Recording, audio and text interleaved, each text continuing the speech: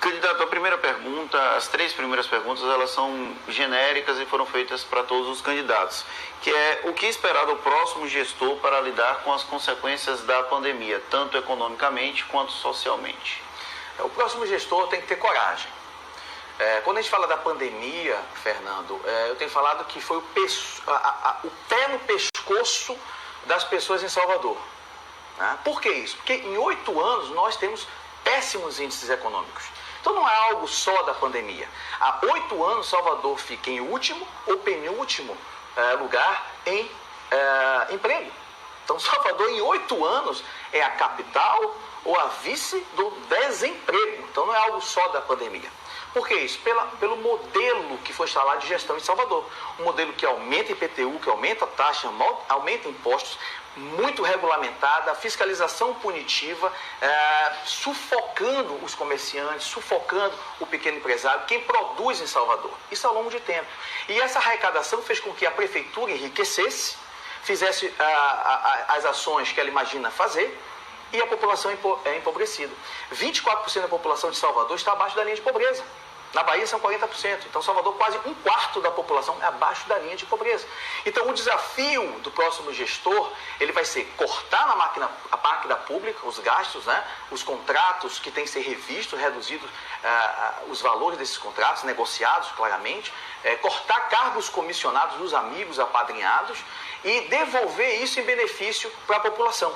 Desregulamentando, desburocratizando, tornando o ambiente de negócio muito melhor em Salvador e dando incentivos fiscais que nós vamos dar. Então precisa ter coragem, fazer o que a Alemanha e o Japão fez após a Segunda Guerra Mundial. Então, se você não faz isso, se você não facilita para quem produz aqui em Salvador, jamais você vai recuperar Salvador. Quais são os principais gargalos que a cidade enfrenta? O senhor citou algumas coisas, mas quais são os principais problemas que a cidade vai enfrentar e que o futuro prefeito precisa enfrentar? Hoje, um dos principais gargalos, primeiro, para desenvolvimento econômico, são as taxas, as altas taxas. Para vocês terem uma ideia, o IPTU de Salvador arrecada em torno de 750 milhões de reais.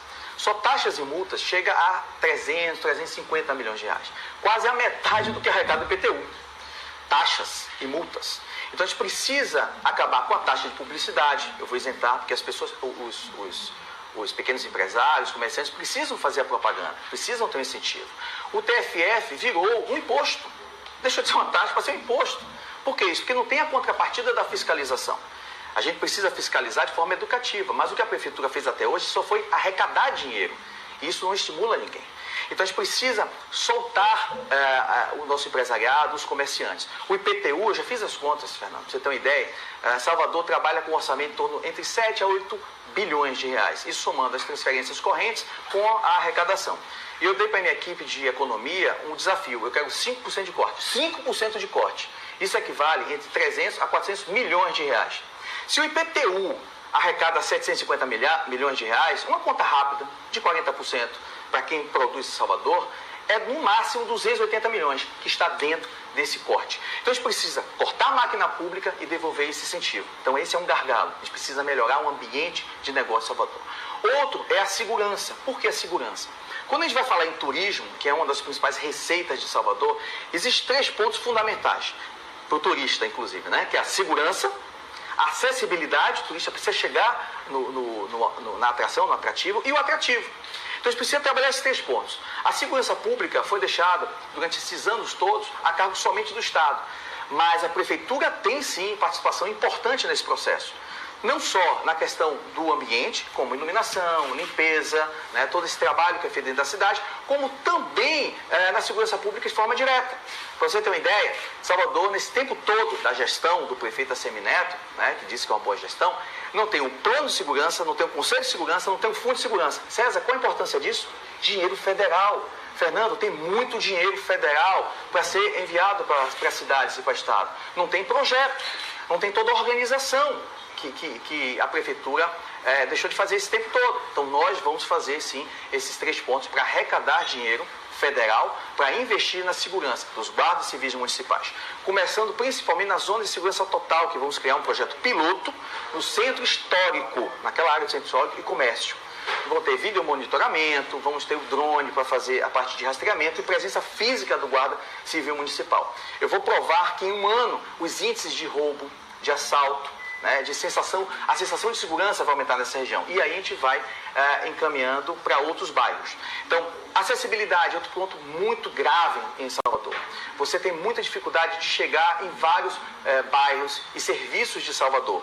Eu tenho filho com deficiência, a gente sabe que mais de 20% das pessoas em Salvador têm deficiência, seja transitória ou permanente, e baixa mobilidade. Pergunte um idoso hoje para ir no posto de saúde ali, perto do centro. Não tem, é escada alta, ele não tem acesso. Então a gente precisa também lidar com a acessibilidade, que é outro gargalo importante da cidade. Saúde é uma das principais queixas da população. Eu vi um estudo que foi feito, cerca de 70% da população de Salvador reclama da saúde. E aí quando você vê o discurso que é feito pelos gestores, aumentamos o número de UPAs ou o número de UBSs, a minha pergunta é, e o serviço ofertado melhorou? A resposta da população está nesse estudo. 70% reclama da saúde. Por quê? Dorme na rua, não consegue marcar, não tem especialistas, não consegue marcação com cardiologista, com pneumologista, com hematologista, angiologista, eu sou angiologista, né? Eu sou médico, então não consegue a marcação com angiologista. Então a gente precisa informatizar o sistema, às vezes o paciente faz 2, 3 exames, mesmo exame, em tempo curto. Por quê? Porque ninguém teve acesso a esse exame. Então a gente precisa informatizar, inclusive para consultas, né? Que possa ser feito pelo próprio paciente. Aumentar o número de ambulatórios de especialidade, muito importante isso, porque você reduz a fila. Eu sou angiologista, sou cirurgião vascular, 30% da população tem diabetes, junto com feridas. Então nós precisamos ampliar isso com um centro de referência para diabetes e feridas. Da mesma forma que tem o CEDEBA, né, pelo Estado, que há mais de 20 anos foi formado, a gente precisa fazer isso, que existe um gargalo muito grande nesse atendimento. E principalmente hoje, da segurança de saúde à nossa população, em relação ao Covid. Tá? O que é isso? Só terminando. A segurança de saúde é você identificar a doença e tratar precocemente, que não foi feito isso nem pela prefeitura, nem pelo governo do